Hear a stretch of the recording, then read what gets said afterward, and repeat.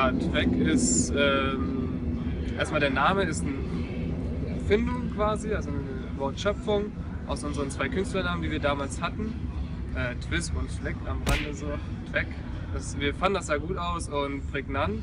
Also es sieht prägnant aus und klein und kurz und knackig. Deswegen haben wir das gelassen.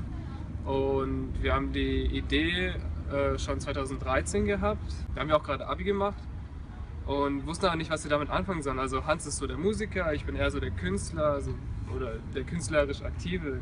Ich würde mich nicht als Künstler nennen. Dann haben wir nach einem Jahr irgendwann uns selbst 2 T-Shirts gedruckt mit nur Tweg als Schriftzug und den weißen Balken drunter, also ganz minimalistisch. Auch hier in einem Laden in der Nähe, also nicht wirklich hochwertig. Aber das hat dann ist Leuten aufgefallen und dann haben wir angefangen mehr zu drucken, dann auch mit richtigen Siebdruck und allem drum und dran haben wir 30 T-Shirts bestellt. Im Juni 2014 war das und das war so der Anfang von Tweg. Also gegründet haben wir das Ganze eher aus einer, ja, wie soll ich das sagen, aus dem Drang, was zusammen zu machen. Also wir sind schon sehr, sehr lange jetzt befreundet, sehr eng befreundet, aber wir wollten irgendwie was erschaffen, um jetzt mal dieses große Wort in den Mund zu nehmen. Und waren erst dabei, dass wir gesagt haben, okay, ich mache ein bisschen Musik, Lukas ist auf dieser Kunstschiene, wie verbinden wir das vielleicht irgendwie? Und wie das bei Jugend- und Schulprojekten immer so ist, hat man immer sehr, sehr schnell einen Namen dafür. Den hatten wir da auch, bevor wir überhaupt irgendwas gemacht haben. Und das war eben die Verbindung von unserem Künstlernamen Twisp, was mein Künstlername war, und Fleck, was Lukas Künstlername war. Und daraus wurde Tweg. Und dann haben wir relativ schnell herausgefunden, dass wir beide nicht so talentiert in unseren Bereichen sind, als dass man das sinnvoll hätte verbinden können.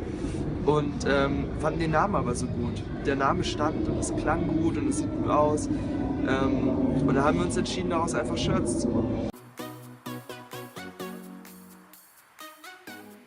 Der Schaffensprozess findet bei uns in unseren Kinderzimmern statt quasi, also da wo wir wohnen. Ich wohne noch bei meiner Mutter, Hans wohnt alleine.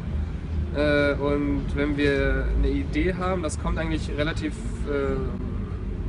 variabel, sag ich mal. Also wir haben jetzt nicht einen Businessplan und alle 2 Monate machen wir ein neues Logo, sondern wir haben eine Idee, entweder er oder ich oder wir beide irgendwie in einem gemeinsamen Gespräch und dann hat man das im Kopf und man möchte es zu Papier bringen.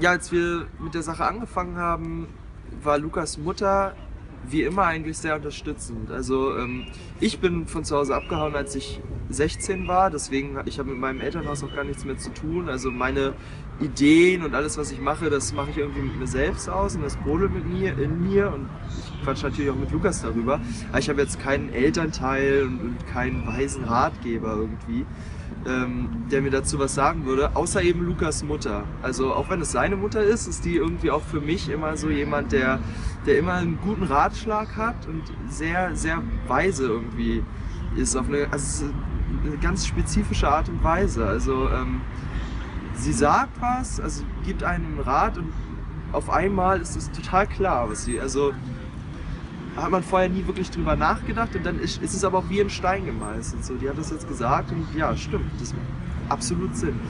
Letztendlich sind wir sehr gut darin, glaube ich, einfach unsere Ideen umzusetzen und dann trifft man sich. Mal braucht es 2, 3 Treffen, mal auch nur 1 und wie auch gerade schon beim Logo beschrieben, wie das entsteht. Manchmal geht es schnell, manchmal nicht und dann muss man sich halt zur Not mal wieder treffen. Aber wir haben eine genaue Vorstellung, was wir machen wollen und dann also man muss halt sich nur treffen können. Wir waren oder sind seitdem halt der Auffassung, dass Klamotten viel mehr sein können als irgendwie Warmhalter im Winter und irgendwie mal was Schickes, dass man irgendwie zeigt, was man hat, sondern dass es Leute auch zusammenbringen kann.